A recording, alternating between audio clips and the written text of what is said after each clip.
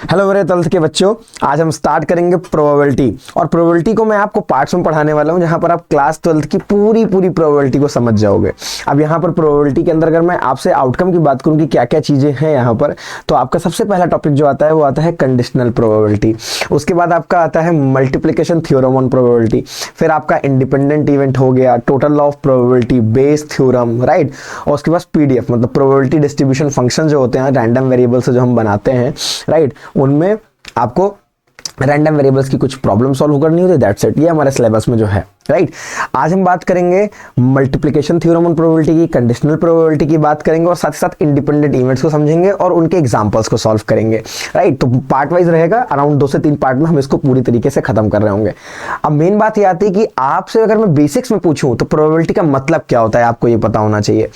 Probability आप एक आशंका लगाते हैं, जैसे कोई भी इवेंट हो रहा है, कोई भी घटना हो रही है तो हो सकती है कि नहीं हो सकती है, उसमें आप अनुमान देते हैं।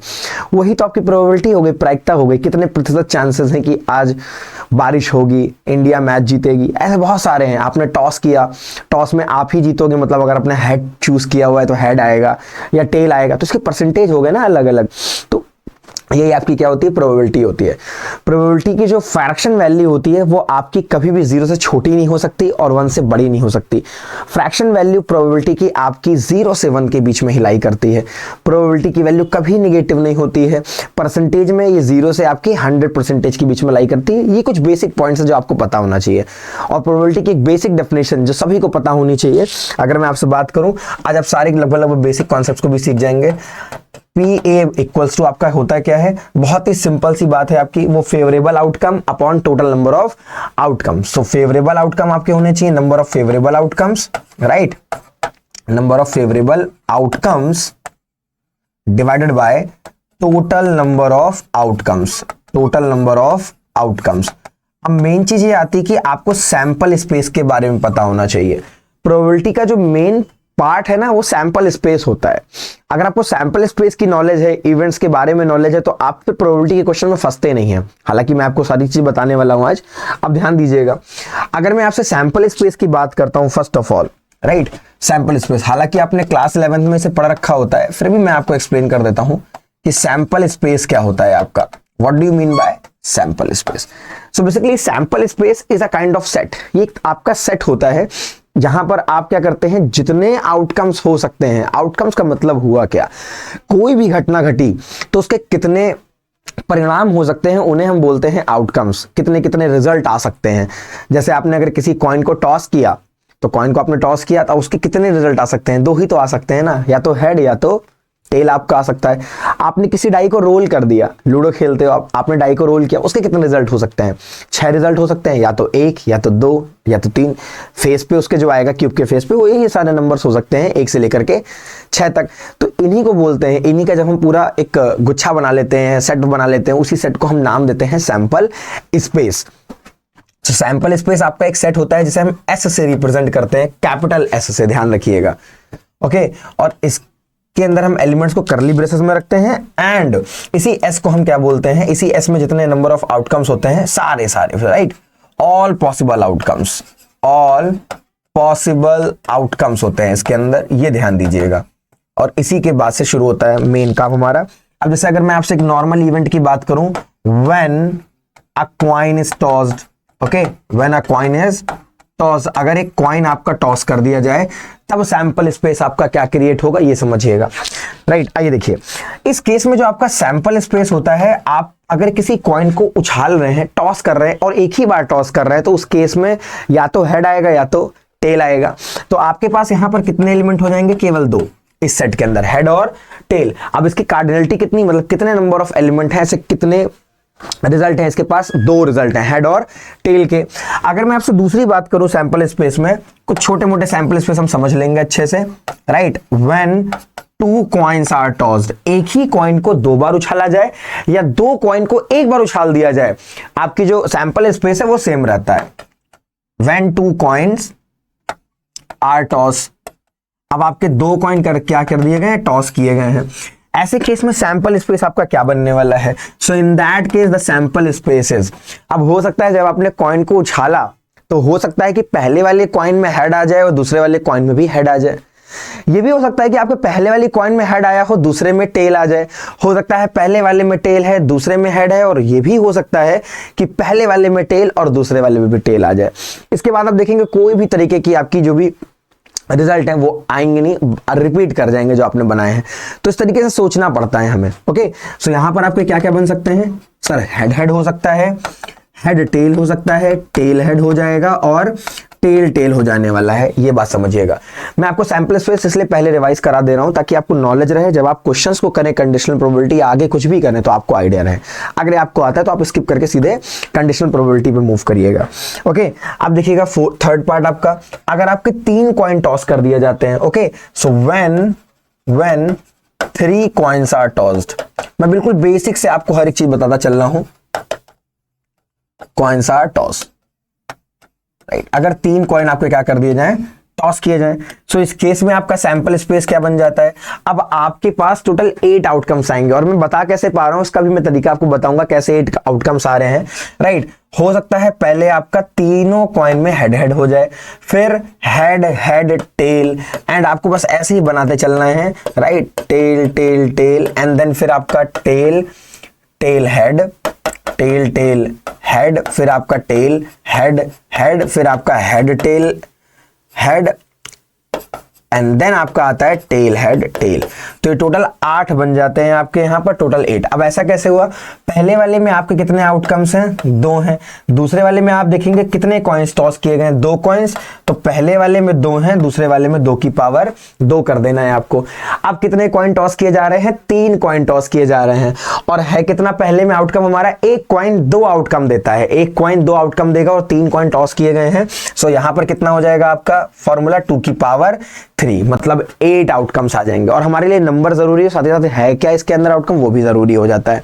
अब आपने इतनी बात समझ ली है कि अगर आपसे कोई 4 कॉइन को टॉस करा ले तो आपको पता है 2 की पावर 4 नंबर ऑफ आउटकम्स आने वाले हैं, और टोटल हमें 16 आउटकम्स मिलेंगे। बिना ओपन किए, बिना कंडीशंस को सोचे आप अगर इस तरह से ट्रिक्स को याद रखोगे तो उससे आपको डायरेक्टली आउटकम्स मिल जाते हैं, सैंपल स्पेस के एलिमेंट मिल जाएंगे, और तभी आप क्या कर पाएंगे? प्रोबेबिलिटी को सॉल्व कर पाएंगे। इजी वे में समझते चलेंगे। ये तो हुआ जब आपका कॉइन टॉस किया जा रहा हो। अब यहीं पर आता है जब आपके डाई रोल किए जाते हैं। तो डाई रोल करने में या एक बार डाई रोल किया जा रहा हो, या फिर आपका एक ही डाई को 2 बार रोल करें आप, या तो 2 डाई को रोल कर रहे हो, तो वहां पर पेयरिंग हो जाती है आपकी। तो बड़ी सिंपल तरीके से समझिएगा इसको भी, फिर हम बात करेंगे प्रोबेबिलिटी की अपने। ओके, सो जब आप डाई प्रॉब्लम सॉल्व करते हैं, डाइस को लेकर के प्रॉब्लम सॉल्व करते हैं, second part. Okay, when a die is rolled, जब आपका एक डाई रोल किया जाए। ओके, इस केस में सैंपल स्पेस में कितने नंबर आएंगे ये आप सभी जानते हैं, 1 2 3 4 5 और 6। डाई आप समझते हैं, आप सभी ने लूडो खेला होगा, तो उसके अंदर आप जब डाई को रोल करते हो तो उसके पास 6 ही फेस तो होते हैं, तो उसके पास 6 नंबर ऑफ आउटकम्स हो जाते हैं, 1 से लेकर के 6 तक। लेकिन यहीं पर थोड़ा सा चेंज आ जाता है जब आपके क्या किए जाए, 2 डाई रोल किए जा रहे हो, व्हेन 2 डाई आर रोल। तो आप जानते हैं इसमें कितने हैं? 6। इसमें कितने हो जाएंगे? 6 की पावर 2, मतलब 36 आउटकम्स हो जाते हैं आपके when 2 die are rolled. Okay, ये आपके रोल किए जाए। इस केस में सैंपल स्पेस में कितने एलिमेंट आएंगे समझिएगा। अब यहां पर एलिमेंट ही एलिमेंट होंगे भाई, 1, 1, 1, 2। कैसे मैं लिख पा रहा हूं 1, 1, 1, 2 ऐसे करके? पहले डाई पर एलिमेंट को फिक्स कर दीजिए कि पहले आपने जब डाई को रोल किया या उछाला, उसमें आपको 1 मिला, 1 मिल गया। अब दूसरे वाले में हो सकता है 1 आए, 2 आए, 3 आए, 4 आए, 5 आए, तो 1 पहले वाले में आया, बाकियों में चेंज करते जाइए। फिर दूसरा वाला जो डाई है उसमें 2 कर लीजिए, अब फिर से इसको उछाल रहे हो आप, तो ऐसे करके आपको सारे आउटकम्स मिल जाते हैं। पहले वाले डाई में 1 आ जाए, दूसरे वाले में भी 1 आ जाए, पहले वाले में 1 आए, दूसरे में 2 आ जाए, पहले वाले में 1, दूसरे में 3। तो ये आपका वैसे ही चल रहा है, 1,3, 1,4, 1,5 और 1,6 करके आपको ऐसे मूव करते जाना है। और ये फिर आपका 2,1, 2,2, 2,3, 2,4 एंड 2,5 ऐसे ही आपका क्या करता रहेगा, ये मूव करता जाता है। और सिमिलरली ऐसे ही आपका कहां तक जाता है? 6 तक। सो 6,1, 6,2, 6,3, 6,4, 6,5 एंड 6,6। ओके, इस तरीके से आपका टोटल सैंपल स्पेस क्या हो जाता है, क्रिएट हो जाता है। तो आपको ये बात यहां पर ध्यान देनी पड़ेगी कि भाई सबसे पहले हमें सैंपल स्पेस पता होना चाहिए। सैंपल स्पेस कुछ नहीं है, सारे परिणाम हैं। आप कोई भी काम कर रहे हैं तो उसके कितने परिणाम हो सकते हैं, यही होता है आपका सैंपल स्पेस। और ये आप देखते होंगे जब भी आप क्वेश्चन को सॉल्व करते हैं उसमें आपको देखने को मिलता है सैंपल स्पेस। ओके, अब आइए बात करेंगे हम अपनी प्रोबेबिलिटीज के ऊपर। ये मैंने आपको थोड़ा सा 11th का पार्ट वो रिवाइज कराया जिसकी मदद 11th में ज्यादा लगती है।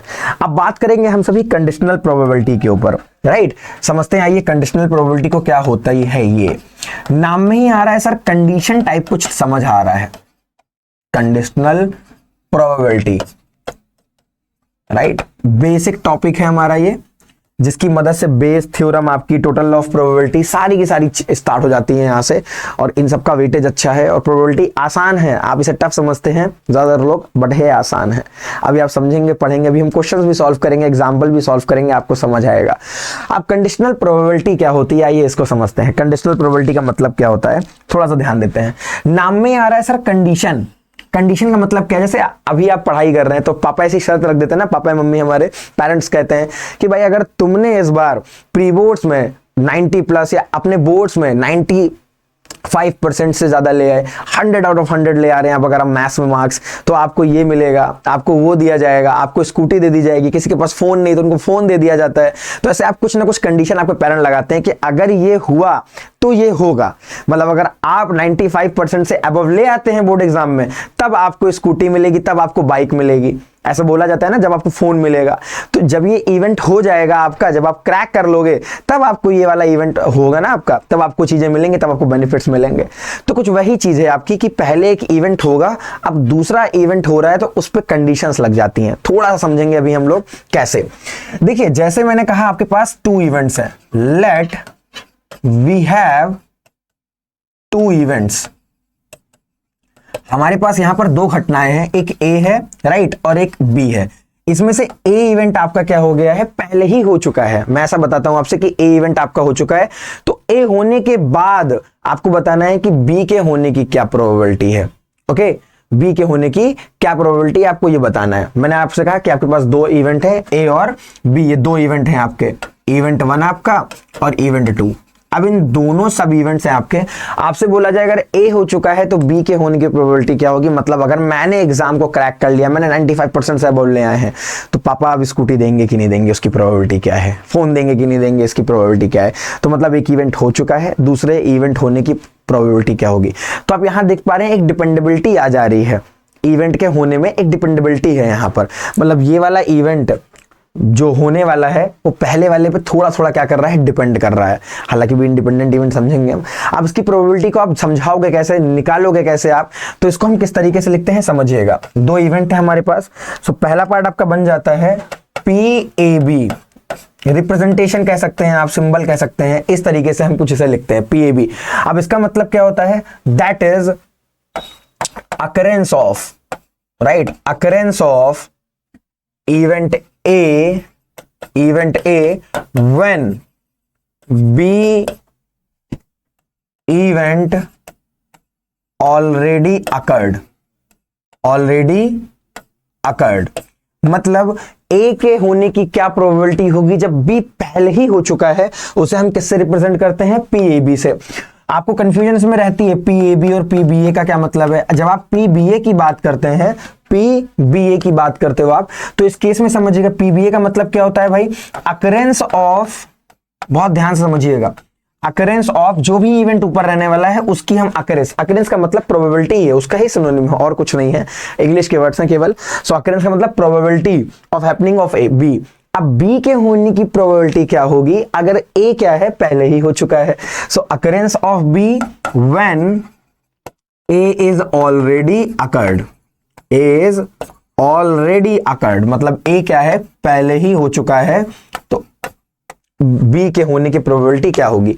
अब इन दोनों को निकालने का फॉर्मूला भी थोड़ा अलग अलग है, आइए समझते हैं उसको कैसे हम फॉर्मुलेट करेंगे, फिर उसी में हम इंडिपेंडेंट इवेंट और मल्टीप्लिकेशन थ्योरम को समझेंगे, फिर क्वेश्चंस को सॉल्व करेंगे। सो पीएबी और पीबीए आप कैसे फाइंड करोगे, आपके पास दो दे रखे हैं सेट ए और बी, और मेन एक सैंपल स्पेस आपको हमेशा पता होता है। अभी क्वेश्चन आप सॉल्व करोगे समझ आएगा। अब आइए जरा करते हैं इसको हम सॉल्व, आइए देखते हैं। So what do you mean by PAB. Sir PAB अगर हमें निकालना है तो इसका फॉर्मूला क्या होता है। सो पीएबी का बहुत ही बेसिक सा फॉर्मूला आपका है P A intersection B divided by PB. आपको क्या करना है, ए इंटरसेक्शन बी फाइंड करना है, उसकी प्रोबेबिलिटी फाइंड करनी है, और कैसे करोगे अभी आपको समझ आएगा। और यहां पर इतना ध्यान रखिएगा कि पीबी की वैल्यू 0 नहीं होनी चाहिए। 0 का मतलब क्या होता है, अगर प्रोबेबिलिटी 0 हो जाए मतलब वो इवेंट एक इम्पॉसिबल इवेंट है। सिंपल सी बात है, वो इम्पॉसिबल इवेंट है, उसकी प्रोबेबिलिटी आपकी क्या हो जाएगी, नल, 0 हो जाएगी। ओके, अब अगर आपसे सेकंड पार्ट की बात की जाए, that is your PBA. So PBA कितना हो जाएगा, तो ये आपका हो जाता है पी ए इंटरसेक्शन बी, वो सेम रहने वाला है, और बेस में कितना आ जाता है आपका पी ए आ जाता है। मतलब जो भी आपका इस स्लैश से नीचे नजर आ रहा है आपको उसको किस में रखना है, डिवीजन में रखना है, और इंटरसेक्शन वाला पार्ट आपका सेम हो जाता है। अब इंटरसेक्शन यूनियन ये कुछ आपको सेट थ्योरी की याद दिला रहा होगा। अब सेट थ्योरी में कैसे करते आते हैं आइए समझते हैं। राइट, थोड़ा सा इसका फॉर्मूला जो यहाँ पर है वो हम नोट कर लेंगे, इंपॉर्टेंट पार्ट। यहाँ पर एक और बात आपको ध्यान देने वाली है कि भाई पी ए की वैल्यू आपकी 0 के बराबर नहीं होनी चाहिए। ओके, ऐसा होगा तो इन्फिनिटी आ जाएगा, और वो की जो कि एक आपका गलत एक्सप्रेशन तैयार कर देगा। अभी ये दोनों फॉर्मूले आपको ऐसे ही रखने हैं, थोड़ी थोड़ी बातें आपको और समझनी है, इंपॉर्टेंट पार्ट वो फॉर्मूले ही आपके। जो थर्ड फॉर्मूला आपका आ जाता है यहाँ पर, बात समझिएगा बहुत ध्यान से, आपका होता है फॉर्मूला सेट थ्योरी से कि पी ए यूनियन बी आपका बराबर होता है पी ए। अभी क्वेश्चन है इस पर P B minus P A intersection B. पहला आपको ये फॉर्मूला ध्यान में रखना है, बहुत ही इंपॉर्टेंट है। फिर आपका फोर्थ फॉर्मूला होता है कॉम्प्लीमेंट्री इवेंट्स को लेकर के। कॉम्प्लीमेंट्री इवेंट का क्या मतलब हो जाता है समझिएगा, जहां पर आपका होने और ना होने की प्रोबेबिलिटी बोली जाए, मतलब हेड आने की, अगर आपने एक कॉइन को टॉस किया है तो हेड आने की प्रोबेबिलिटी प्लस हेड ना आने की प्रोबेबिलिटी, दोनों का सम कितना होगा। तो हमेशा याद रखिए कि कॉम्प्लीमेंट्री इवेंट्स हैं आपके, उनकी प्रोबेबिलिटीज का सम हमेशा कितना होता है, 1 होता है। इतना ध्यान रखिएगा। 1 का मतलब क्या हो गया, अगर आप प्रोबेबिलिटी के होने, किसी इवेंट के होने और ना होने, बार का मतलब होता है निगेशन, ना होना, नॉट, इस पे भी क्वेश्चन है आज की क्लास में। So P A plus P A bar, इन दोनों की प्रोबेबिलिटी का जो सम होता है वो आपका कितना हो जाता है, 1 होता है। ये आपको ध्यान देना है, P A plus P A bar बराबर कितना होता है आपका, दैट इज इक्वल्स टू 1। अब इतने फॉर्मूले आपको याद रखने हैं। एक छोटा सा और फॉर्मूला मैं आपको कंडीशनल में ही बताता चलता हूं, आपको इंपॉर्टेंट पार्ट है, समझिएगा। यहां से अगर आपसे कभी बोल दिया जाए, कभी भी बोल दिया जाए नॉट ए नॉट बी, खैर उस पर तो क्वेश्चन ही है, मैं आपको बता देता हूं थोड़ा सा। D Morgan's law I think आपने पढ़ा होगा। कभी भी पी ए बार और ये ऐसे आपको नजर आ जाए P A bar intersection B bar, तो आपका बराबर होता है पी ए यूनियन बी का होल बार के, ये ध्यान रखिएगा। और इसी तरीके से आपका एक सिक्स्थ फॉर्मूला भी यहां मैं जनरेट कर देता हूं ताकि आपको छोटी छोटी बातें याद रहें, आपकी गलती होने के चांसेस ना रहे, और ऐसे क्वेश्चन आते हैं तो आप कंफ्यूज करते हो, आप कंफ्यूज कर जाते हो। और ये बराबर होता है पी ए इंटरसेक्शन बी का होल बार के, ये समझिएगा, पी ए इंटरसेक्शन बी के होल बार के। और जब होल बार लग जाता है तो हम इस फॉर्मूले को यूज कर लेते हैं। हालांकि कैसे यूज करेंगे उसकी चिंता आपको नहीं करनी, अभी आप वीडियो देखोगे आपको सारी चीजें अंदाजा लगना शुरू हो जाएगा। तो बेसिक से मैं बिल्कुल सारी चीजें आपको बताता चल रहा हूं। अब ये इतने सारे फॉर्मूले आपको ध्यान में रखने हैं। कभी कभी क्या होता है कि एक के होने की प्रोबेबिलिटी बतानी होती है, दूसरा जब ना हो रहा हो, पी ए माइनस बी ऐसे करके। सो वहां पर भी हम समझ लेते हैं क्या काम करना है। आपसे बोला जाए ए तो हो लेकिन बी ना हो, जैसे पी ए माइनस बी, और इन सब का मतलब भी मैं वेन डायग्राम से भी आपको समझा दूंगा। पी ए माइनस बी का मतलब क्या होता है, P A minus P A intersection B, ऐसे करके आपका चीजें चल रही होती हैं। तो ये कुछ फॉर्मूले हैं जो आपको पता होने चाहिए और ये जरूरी हैं, राइट, आपके लिए क्या है, ये जरूरी है। अब इसमें इंटरसेक्शन आप कैसे निकालते हैं, इंटरसेक्शन का मतलब होता है कॉमन वैल्यू। इंटरसेक्शन का मतलब क्या है, कॉमन पार्ट। सो यहां पर मैं एक नोट पॉइंट आपके लिए तैयार कर देता हूं, राइट, नोट पॉइंट। इंटरसेक्शन का मीनिंग क्या है एक्चुअल में, इस सिंबल का मीनिंग क्या है ये समझिएगा। ओके, सो इसका मीनिंग होता है take only common value, take only common value. Intersection का मतलब सिंपल सा कि आपको केवल क्या पिक करनी है, कॉमन वैल्यूज लेनी है, जो आपको दोनों सेट में सेम दिख रही हो, दोनों इवेंट में सेम जो नजर आ रहा हो, केवल उसको पिक करिएगा, that is called as intersection. तो आपको केवल और केवल क्या करना है, कॉमन वैल्यूज को ही पिक करना जब भी आपसे इंटरसेक्शन की क्या की जाए, बात की जाए।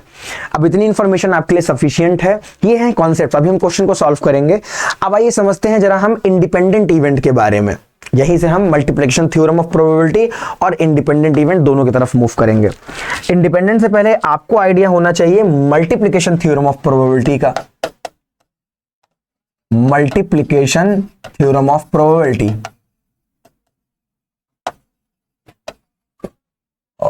प्रोबेबिलिटी अब क्या है ये मल्टीप्लिकेशन थ्योरम, आइए इस पे थोड़ा सा बात करते हैं हम सभी।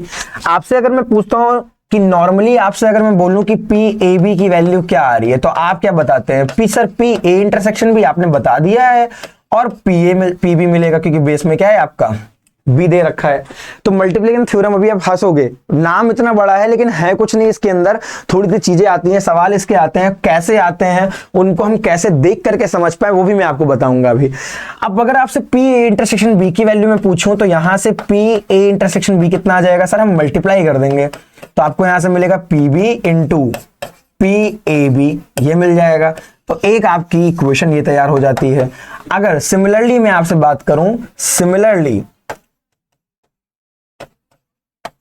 Similarly, if you're talking about PBA, so PBA का मीनिंग क्या हो गया आपका? PA intersection B and PA हो जाएगा आपका। सो यहां से अगर मैं आपसे बोलूं PA intersection B is equals to क्या होगा आपका? So that is PA into PBA। आपको बात समझ आ रही है? आपको इतना सा पॉइंट बस समझ के चलना है, इसके अंदर इतनी सी चीजें लेके चलनी है। पी ए इंटरसेक्शन भी बराबर किसके होगा? P A into P B A के। यही मल्टीप्लिकेशन थ्योरम ऑफ प्रोबेबिलिटी है, जहां पर आप क्या करते हैं, डायरेक्टली इसकी वैल्यू फाइंड करते हैं, पी ए इंटरसेक्शन बी की, पी ए इंटरसेक्शन बी की। अब क्वेश्चन को आप समझो कैसे और कब इसको लगाना है। सबसे बड़ा पॉइंट तो यही होता है सर, कंफ्यूजन होती है कब कौन से थ्योरम लगाएं, कब बेस थ्योरम लगाएं, कब हम टोटल ऑफ प्रोबेबिलिटी यूज करें, कब हम मल्टीप्लिकेशन थ्योरम यूज करें। तो उसके लिए बड़ा ही सिंपल काम है। जब भी आपको क्वेश्चन में, नोट पॉइंट समझिएगा, अब इसका भी नोट पॉइंट आप सभी समझिएगा। जब भी आपको क्वेश्चन में, राइट, इन क्वेश्चन आपको क्वेश्चन दे रखा होगा थ्योरी में, राइट, आपको क्या क्वेश्चन में ढूंढना क्या है, आपको सर्च क्या करना है, ओके, सर्च क्या करना है। तो क्वेश्चन में आपको सर्च कर लेना है। अगर आपको क्या नजर आ जाए इसके अंदर, पहला पॉइंट कि आपको बोल दिया जाए रिप्लेसमेंट टाइप का कोई वर्ड, मोस्टली क्वेश्चन, सब में नहीं कह सकता मैं, लेकिन 95% ऐसे क्वेश्चंस होते हैं आपके मल्टीप्लिकेशन थ्योरम के जहां पर विदाउट रिप्लेसमेंट और रिप्लेसमेंट की बात चल रही होती है। सो विदाउट रिप्लेसमेंट की प्रॉब्लम आ जाए, अब इसका मीनिंग क्या है वो भी आप समझोगे अभी, या फिर रिप्लेसमेंट की बात कर दी जाए। सो मोस्टली केसेस में ऐसा ही हम करते हैं। जो इसका मेन पॉइंट दूसरा वाला है वो आपका ये हो जाता है कि जहां पर आपसे प्रोबेबिलिटी, जो आपकी प्रोबेबिलिटी है वो दोनों इवेंट की पूछ ली जाए। प्रोबेबिलिटी में मोस्टली क्या लगा हो, बोथ वर्ड यूज किया जा रहा हो। कौन सा वर्ड? बोथ वर्ड यूज कर दिया जा रहा हो क्वेश्चन के अंदर। तो समझ जाइए मोस्टली वहां पर क्या है, आपकी मल्टीप्लिकेशन थ्योरम यूज होती है, मल्टीप्लिकेशन थ्योरम बोथ। क्योंकि ए इंटरसेक्शन बी का मतलब क्या होता है आपका, दोनों ए भी हो और बी भी हो, दोनों ही इवेंट हो, उनकी प्रोबेबिलिटी आप कैसे निकालते हैं? तो पहले इवेंट की प्रोबेबिलिटी, और जब पहला इवेंट हो जाए तो दूसरे इवेंट होने की प्रोबेबिलिटी के मल्टीप्लिकेशन से निकालते हैं। That's why we called its multiplication theorem of probability. I think आपको समझ आया होगा। सर एक चीज रह गई बताना, वो है रिप्लेसमेंट का मतलब क्या होता है। रिप्लेसमेंट का मतलब बड़ा ही सिंपल है। मैंने कहा आपके पास एक अर्न है, आपके पास एक बैग है, हमारे पास बैग आ गया सर। अब उसके अंदर आपकी 6 गेंदें हैं, 6 बॉल्स हैं। जब आप रिप्लेसमेंट की बात करते हैं और हमने कोई एक बॉल निकाली, केस कौन सा है, रिप्लेसमेंट का।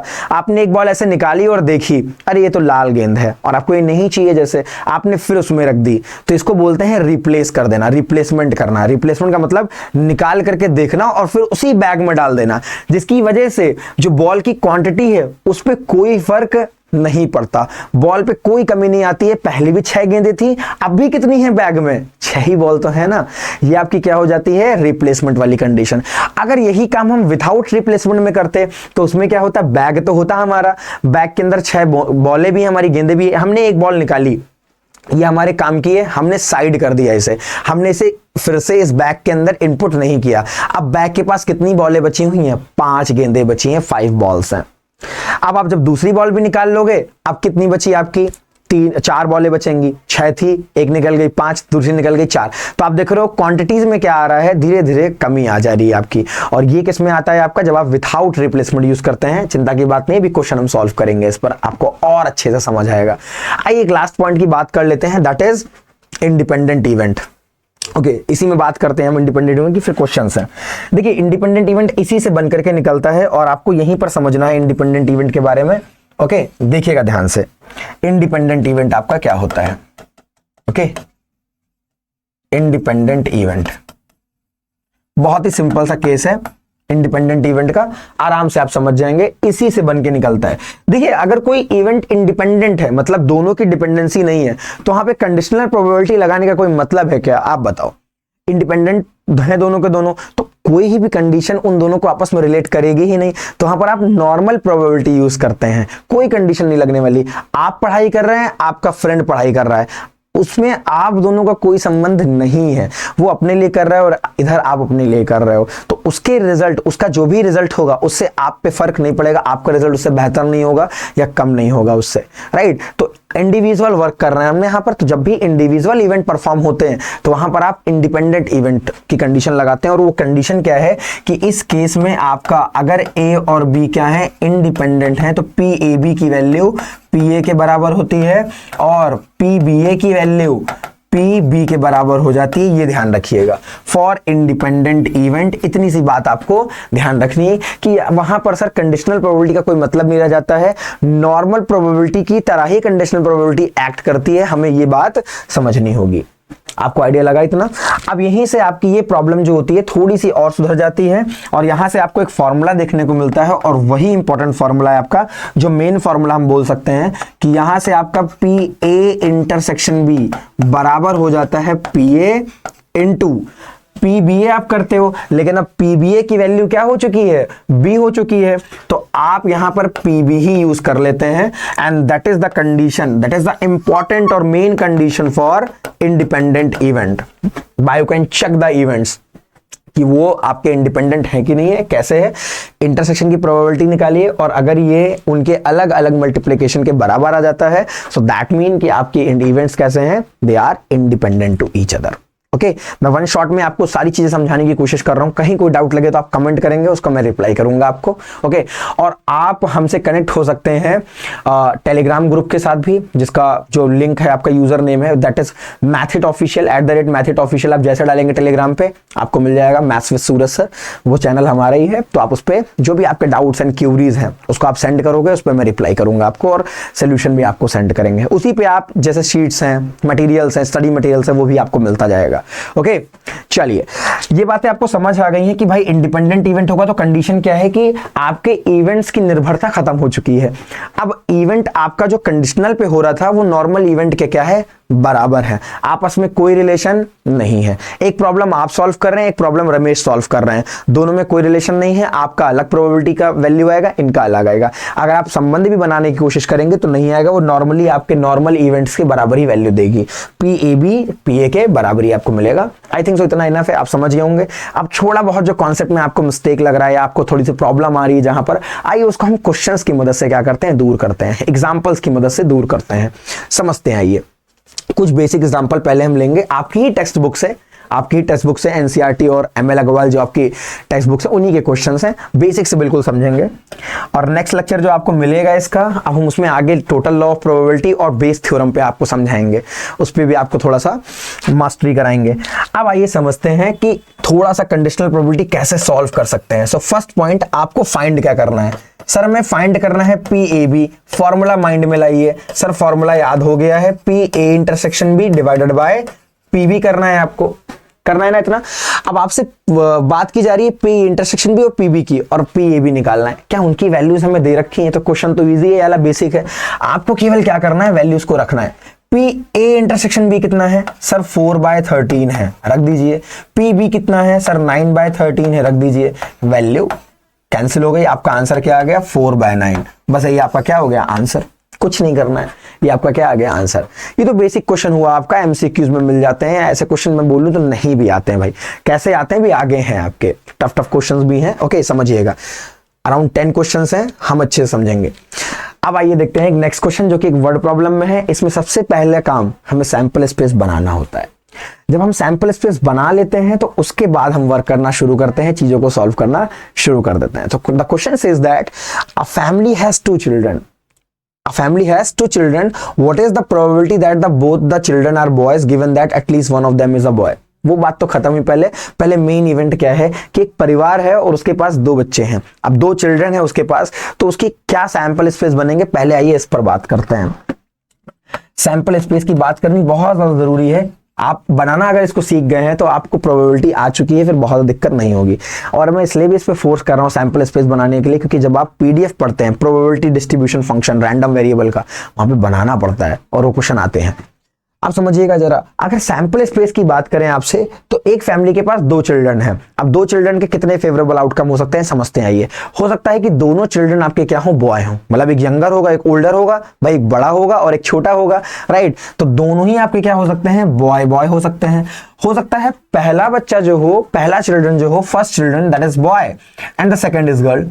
हो सकता है first is girl and the second is boy, and we can say that both are boys, both are girls, sorry. ऐसा भी हो सकता है कि वो दोनों ही बच्चे क्या हो, गर्ल हो। देखिए, और कोई कंडीशन बन सकती है क्या, एल्डर और यंगर की बात हमने की है यहां पर, समझिएगा, बड़े और छोटे की बात। सो boy boy, boy girl, girl boy और गर्ल गर्ल को लेकर के करेंगे आप, आपका सैंपल स्पेस तैयार। तो बच्चे थे, इतने ही बनेंगे आपके। अब सवाल को पढ़ते हैं। आइए देखिएगा, पहले कौन सा इवेंट हो चुका है। So what is the probability that both the children are boys, ये आपको बोला गया और ये क्या करना है, इसकी हमको प्रोबेबिलिटी निकालनी है। तो मैंने इस इवेंट को क्या कर लिया, लेट कर लिया ए इवेंट। ए इवेंट क्या है, both the boys are, both the children, actually both the children are boys. ये आपका क्या बन गया, that is your event A. Now what is event B, तो आप आगे बढ़ जाइए। गिवन दैट, गिवन दैट का मतलब क्या होता है कि आपको ये पहले से पता है। गिवन दैट का मतलब पहले हो चुका है। सो गिवन दैट आपको पहले से बताया गया है, at least one of them is a boy, at least one of them is a boy. तो ये आपका बी इवेंट क्या हो जाएगा, at least one of them is a boy, उनमें से एक क्या हो, बॉय हो जाए। आप समझिएगा इनके सैंपल स्पेस, भाई ए इवेंट में क्या क्या आएंगे सैंपल स्पेस में एलिमेंट, और बी इवेंट में क्या क्या सैंपल स्पेस में आ रहे होंगे एलिमेंट्स। आइए समझते हैं। आपसे बोला गया है both the children are boys, इसमें ऐसा कौन सा है जहां पर दोनों चिल्ड्रन ही आपको बॉय बॉय नजर आ रहे हो। So you can see that that is B B. तो इसमें केवल एक ही एलिमेंट आएगा, that is B and B, मतलब दोनों ही चिल्ड्रन क्या होने चाहिए, बॉय। अगर आपसे बोला जाए at least one of them is a boy, इसका मतलब क्या है, मतलब सर उनमें से कम एक बच्चा ऐसा होना चाहिए जो लड़का हो जाए। एटलीस्ट में हम जब भी बात करेंगे, ध्यान से समझिएगा, हमेशा अपनी लिमिट को क्या करना होगा, बढ़ाना होगा हमें। जहां पर है उससे आगे बढ़ जाते हैं। कम से कम एक बच्चा तो आपका बॉय होना चाहिए, एक लड़का होना चाहिए। 2 भी हो जाए तो भी कोई दिक्कत नहीं है, मतलब दोनों भी अगर बॉय हो जाए तो भी कोई दिक्कत नहीं है। तो आपको करना क्या होता है इस केस में, जब भी आपको एटलीस्ट वन बॉय बोले तो पहले आप एक बॉय की बना लीजिए, बॉय गर्ल, दूसरा क्या हो जाएगा, गर्ल बॉय। अब देखिए आप, इन दोनों में एक बच्चा कम से कम बॉय है, और अगर दोनों बॉय हो जाए तो भी चलेगा। That is the meaning of at least. So boy boy भी आपको लेके चलना है। अब आपको इतना मिल चुका है, अब यहां से आपको मेन काम करना शुरू कर देना है। इतना काम करने के बाद अब यहां से शुरू होती है मेन चीज। बताओ आप मुझे ए इंटरसेक्शन बी कितना आएगा। सर दोनों में कॉमन तो केवल बॉय बॉय नजर आ रहा है, बिल्कुल सही है। तो आपका ए इंटरसेक्शन बी कितना हो गया, बॉय और बॉय, खत्म बात यहीं पर आपकी। ये आपका क्या बन गया, ए इंटरसेक्शन बी। अब ए इंटरसेक्शन बी हमें पता है, टोटल सैंपल स्पेस पता है, ए और बी इवेंट के सैंपल स्पेस पता है हमें। क्या हम सवाल को अब सॉल्व करें, आइए करते हैं। फाइंड क्या करना था, what is the probability that both the children are boys. मैं एक सवाल आपको बहुत डीप से बता रहा हूं, ये वाला आगे कुछ थोड़े से स्पीड में करेंगे। क्वेश्चन कहता है what is the probability that both the children are boys. किसकी प्रोबेबिलिटी निकालनी है, both the children are boys की, मतलब ए की प्रोबेबिलिटी निकालनी है जब बी पहले ही हो चुका है। So here we have to find P A B, B event होने के बाद ए इवेंट होने की क्या प्रोबेबिलिटी है, and that is equals to P A intersection B divided by P B. ये बनेगा आपका। चलिए जरा अब आइए वैल्यूज रखते हैं। ए इंटरसेक्शन बी, अब ये नहीं कि आप बी भी रख दो, इसकी क्वांटिटी देखते हैं कितने हैं ये, गिनिए जरा कितने हैं ये, एक है क्या, तो इसमें आपको क्या रखना है 1, डिवाइडेड बाय टोटल प्रोबेबिलिटी कितनी आपको निकालनी पड़ेगी, तो टोटल नंबर ऑफ एलिमेंट कितने हैं सैंपल स्पेस में, सर 1 2 3 और 4 एलिमेंट है, सो 1/4 आ गया, डिवाइडेड बाय बी के पास कितने इवेंट्स हैं आपके, तो बी के पास है 1 2 और 3 डिवाइडेड बाय कितने आपके पास टोटल सैंपल स्पेस में इवेंट्स हैं, आप जानते हैं ना फेवरेबल अपॉन टोटल, सो ये आपका फेवरेबल हो गया, वो आपका टोटल हो गया, सो टोटल आपके कितने हैं 4, ये और ये कैंसिल, आंसर कितना आ गया आपका 1/3, द आंसर इज 1/3। आप इसको डायरेक्टली भी डिवाइड कर सकते थे क्योंकि सैंपल स्पेस में एलिमेंट्स आपके यहाँ सेम थे और वो क्या हो जाएंगे, कैंसिल आउट हो जाएंगे। आई थिंक आपको मेरी बात समझ आ रही होगी कैसे मैंने इतना पूरा बनाया और सॉल्व किया है।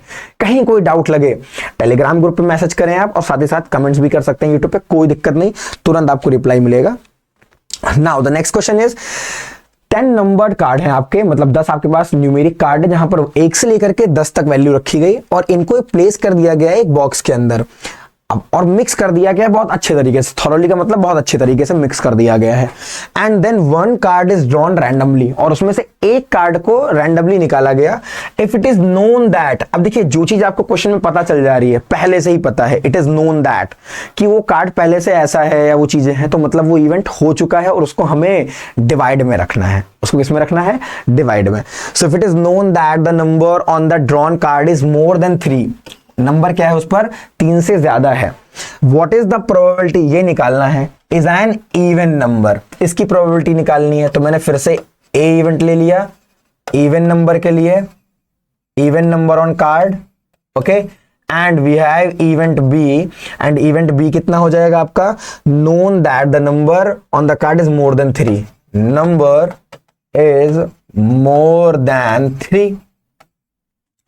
आइए इनके सैंपल स्पेस लिख लेते हैं जरा, ओके। अगर मैं इसके सैंपल स्पेस की बात करता हूं आपसे, outcome, favourable outcome, even number card कितने होंगे आपके 1 से लेकर 10 में, तो आप जानते हैं 2 4 6 8 और 10, केवल यही ऐसे 5 नंबर है जो आपके क्या है, इवन है 1 और 10 में, 1 से लेके 10 तक। अगर मैं आपसे बोलूं नंबर मोर देन 3, तो आप जानते हैं 3 से बड़े नंबर कौन कौन से होंगे, 4 आपका हो गया, 5 6 7 8 9 और 10। अब आप करिए ना इस क्वेश्चन को, वीडियो को पॉज करिए और क्वेश्चन को सॉल्व करिए। क्या करना है अपने को फाइंड करना है ए इंटरसेक्शन बी। पहले तो ए इंटरसेक्शन बी में कितना आएगा, सर दोनों में जो कॉमन हो रखे हो, कॉमन कौन कौन से हैं आपके, सर 4 कॉमन है हमारा, सर 6 कॉमन हो जाएगा हमारा, एंड सर 8 हमारा कॉमन है, एंड साथ ही साथ हमारा 10 भी क्या है, common. So A intersection B का मतलब क्या हो गया, ऐसे नंबर जो इवन भी हैं और 3 से बड़े भी हैं। तो ऐसे आपके कितने नंबर हो जाएंगे, 4 6 8 और 10। सर बस करिए, अब हम आंसर कर ले जाएंगे, एग्जैक्टली आप कर ले जाएंगे। We have to find PAB। Why? Because हमें what is the probability that the number is even, even number वाली निकालनी है, जबकि पहले से पता है कि जो कार्ड है उस पे नंबर 3 से क्या है, बड़ा है। खत्म क्वेश्चन आपका।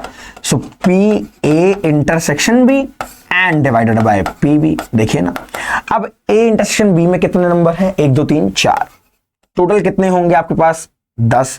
यहाँ सैंपल स्पेस मैंने इसलिए नहीं क्रिएट किया है, टाइम वेस्ट नहीं किया मैंने, क्योंकि 1 से लेकर 10 तक अब आपको नंबर लिखने हैं, 1 2 3 4 5 6 7 8 9 10, ये आपके सैंपल स्पेस में नंबर आ जाएंगे 1 to 10 डिवाइडेड बाय PB का मतलब कितना है कि आपके B के पास कितने नंबर हैं, 1 2 3 4 5 6 7, आपके पास टोटल कितने हैं यहाँ पर 7, और टोटल सैंपल स्पेस में कितने हैं 10।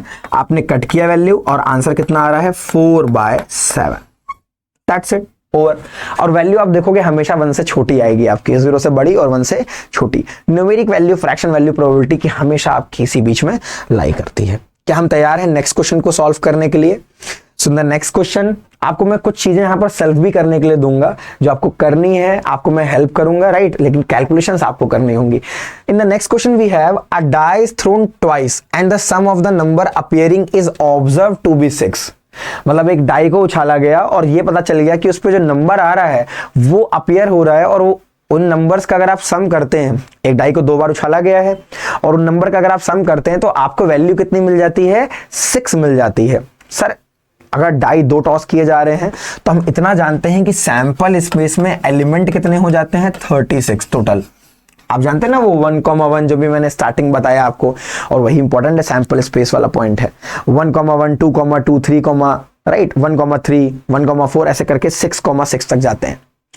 अब मेन बात आती है, ये मैं आपकी हेल्प करता हूं कि आपको सम नंबर कैसा चाहिए, सम कैसा चाहिए। एक इवेंट ए ले लिया जो कि आपको सम बताता है, सम ऑफ नंबर इज 6, इसके सैंपल स्पेस लिखेंगे।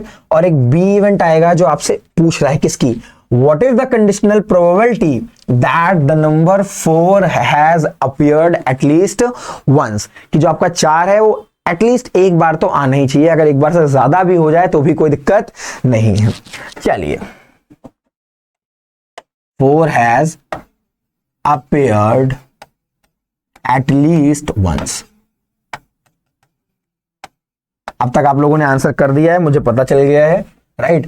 अब नंबर आपको सम क्या चाहिए, 6 चाहिए आपको, मतलब 4,2 आपका एक हो जाएगा, एक 2,4 आपका हो जाएगा, 3,3 नंबर हो गया, 5,1 हो गया एंड 1,5। देखिए आपके डाइस में ऐसे ही पेयर हैं, यही पेयर होने वाले हैं जहां पर आपको सम कितना मिल जाएगा, 6 मिल जाएगा। सबको जोड़िए, आपको सम कितना मिल रहा है, 6। और अगर आपसे नेक्स्ट वाला आउटकम पूछा जाए कि सर 4 अपीयर्ड एटलीस्ट वन, तो एक बार 4 आना चाहिए। सो 4,1, 4,2, 4,3, 4,4, 4,5 और 4,6। सर यही होंगे क्या, नहीं, आपके डिजिट अभी और भी चेंज होंगे। आपको 4 चाहिए, जितने भी बन सकते हैं, 1,4, राइट, 1,2,4 आपका आएगा, जस्ट रिवर्स करना होता है। सो 2,4 आपका आएगा, 3,4 आएगा, 4,4 दोबारा मत करिएगा, एक बार जो आ जाए वो दोबारा मत नहीं आना चाहिए, ओके, दोबारा मत लिखना आप, ये आपके तैयार हो जाएंगे। आपके पास सारी चीजें हैं। अब आपको ए इंटरसेक्शन बी भी चाहिए, वो भी आप निकाल लेंगे। ए इंटरसेक्शन बी क्या है, 4,2, मैं रेड से आपको मार्क करूं अगर, सो 4,2 आपका हो गया और 2,4 हो गया। ये दोनों कैसे हैं, आपके कॉमन एलिमेंट्स हैं। आप शुरू हो जाइए करना इसको, आंसर आपके पास होगा। इसे आप सेल्फ सॉल्व करिएगा, राइट, इसे आप आगे प्रोसीड करेंगे, सेल्फ सॉल्व करेंगे इसे आगे और इसका आंसर निकालिएगा आप सभी, ओके। तो क्वेश्चंस मैं आपको हेल्प में करूंगा, लेकिन क्वेश्चंस आपको सॉल्व करते रहना है, ओके। चलिए बात करें अगर नेक्स्ट क्वेश्चन की, तो नेक्स्ट क्वेश्चन भी इजी है, बस थोड़े से हमारे फॉर्मूले यहां पर यूज हो जाते हैं, उन्हें हमें यूज करना और क्वेश्चन को सॉल्व करना है। पी हमें दे रखा है, पी भी दे रखा है, पी ए यूनियन भी दे रखा है। सर इसका मतलब तो हमें पता है कि आपका पी ए इंटरसेक्शन बी और पी बी होगा, राइट। इसका मीनिंग भी सर हमें पता है पहले से, that is P A intersection B divided by P A हो जाता है। तो क्या नहीं पता आपको, वो है मेन चीज आपकी ए इंटरसेक्शन बी। सर अगर इसमें ए इंटरसेक्शन बी मिल जाए तो हमारा सारा का सारा काम क्या हो जाएगा, आसान हो जाएगा। बात भी सही है। तो आइए ए इंटरसेक्शन बी जरा फाइंड कर लेते हैं हम पहले। अगर मैं आपसे बोलूं ए इंटरसेक्शन बी कैसे निकालोगे आप, तो आपके पास फॉर्मूला है ना, P A union B is equals to P A plus P B minus P A intersection B. अब पी ए यूनियन बी आपको 7/11 दे रखा है, राइट। पी ए कितना दे रखा है, फटाफट करिएगा, 6/11। पी बी कितना है, 5/11 है एंड हमें इसको फाइंड करना है। देखिए आंसर आ गया आपका, इसे आप उस साइड भेजेंगे एंड सेंड करेंगे इधर, तो पी ए इंटरसेक्शन बी कितना आ गया आपका, सब्ट्रैक्ट होकर के। सो 5 और 6 11 हो जाएगा आपका, आपको सामने नजर आ रहा है, और 7 सब्ट्रैक्ट कर दोगे आप, 11 हो रहा है आपका, और 7 क्या कर देंगे आप, सब्ट्रैक्ट कर देंगे। मैं पूरा कर देता हूं, तो ये आपका 11/11 और वो आपका -7/11 इधर आ जाएगा। तो आंसर कितना आ जाएगा, 11 - 7 दैट इज 4/11। ये आपका क्या आ गया, आंसर, खत्म। अब इसकी वैल्यू आपको यहां रखनी है और इनको क्या करना है, सॉल्व करना है। ट्राई करिएगा, दिक्कत है कमेंट करिएगा, मैं आंसर बताऊंगा फिर आपको। आइए जरा क्यों ना एक क्वेश्चन मल्टीप्लिकेशन थ्योरम पे भी डिस्कस कर लें। कंडीशनल प्रोबेबिलिटी तो हम समझ चुके हैं अच्छे से, अब थोड़ा सा काम हम कंडीशनल प्रोबेबिलिटी को मल्टीप्लिकेशन थ्योरम को लेकर के भी कर लेते हैं। देखिएगा आप सवाल को समझिएगा, जब क्वेश्चन को रीड करेंगे देखिएगा, an urn contains 10 black and 5 white ball. तो हमने क्या किया, एक अर्न बनाया, राइट। अब इसमें क्या है, आपकी 10 ब्लैक बॉल है, तो हमने 10 ब्लैक बॉल कर दी और 5 क्या है आपकी, व्हाइट बॉल्स हैं। सो 5 व्हाइट बॉल्स इनपुट कर दी, तो टोटल बॉल कितनी है इसके पास, 15 है। आइए और आगे समझते हैं क्वेश्चन को। कहते हैं 2 balls are drawn from the urns. कितनी बॉलें निकाली गई हैं, समझ जाएंगे आप, एक ही क्वेश्चन में अच्छे समझ जाएंगे। 2 बॉलें निकाली जा रही हैं, इस अर्न में से 2 बॉल निकाली गई हैं। अब 2 काम हो सकते हैं, या तो एक साथ दोनों बॉल निकालने, जिसको बोलते हैं इंस्टेंटेनियसली निकालना, राइट, या फिर हो सकता है कि एक के बाद एक निकली हो। आइए पढ़ते हैं सवाल को। तो आपसे बोला जाता है two balls are drawn from the urn one after the other, एक के बाद दूसरा, वन आफ्टर द अदर मतलब एक के बाद दूसरी, पहले एक बॉल निकली फिर दूसरी निकली है, वन बाय वन करके, विथाउट रिप्लेसमेंट। अब विथाउट रिप्लेसमेंट का मतलब हो गया कि आपकी जो बॉल निकाल ली गई है उसको फिर से उस अर्न में रखा नहीं गया, उसको डाला नहीं गया फिर से उसके अंदर। तो आपने क्या किया, एक बॉल निकाल ली, अब कमी आ गई होगी उसके अंदर। पहले 15 बॉलें थी, एक निकलने के बाद अब कितनी बची उसके अंदर, 14 गेंदें बचती हैं, 14 balls. Okay, so what is the probability that both drawn balls are black. अब शायद आप वो जो मैं फ्रेम आपको समझा रहा था, थ्योरी समझा रहा था, आपको आइडिया लगा होगा कि क्वेश्चन को कैसे पहचानना है कि मल्टीप्लिकेशन थ्योरम का है। यहाँ लिखा है क्या मल्टीप्लिकेशन थ्योरम लगानी है आपको, नहीं लिखा है। समझा हमने कैसे, क्योंकि सर विथआउट रिप्लेसमेंट वाला एक वर्ड यूज हो रहा है और दूसरा बोथ की बात की जा रही है, जहां पर दोनों इवेंट की बात कर दी जाए। अब जब भी हमसे बोथ की बात की जाएगी तो हम पी ए इंटरसेक्शन बी वाला फॉर्मूला यूज करते हैं ना, पी इंटरसेक्शन बी, और ये क्या होगा, P A into P B A, क्योंकि एक बॉल निकलने के बाद दूसरे बॉल के निकलने की प्रोबेबिलिटी बतानी है। आपसे बोलता क्या है कि भाई दोनों बॉलें कैसी होनी चाहिए, ब्लैक होनी चाहिए। तो हम यहां पर दो इवेंट लेट करेंगे, एक इवेंट ए लेट करेंगे हम, राइट, फर्स्ट ड्रॉन, ऐसे ही आपको अपने एग्जाम में लिखना भी है, सारे इवेंट्स की मीनिंग आपको लिखनी है। First drawn ball is black, okay, and second जो आप बी इवेंट लिखेंगे, second drawn ball is black. ये दोनों आपको क्या मिलने वाली हैं, ब्लैक मिलने वाली। ये देखिएगा ए और बी, ये दोनों बॉलें आपको ब्लैक लेनी है, मैंने उनकी इवेंट्स बनाए हुए हैं। आइए अब सॉल्व करते हैं जरा इसे। अब अगर आपसे पूछा जाए वैल्यू कितनी होगी इसकी, तो पी ए इंटरसेक्शन बी आएगा कितना।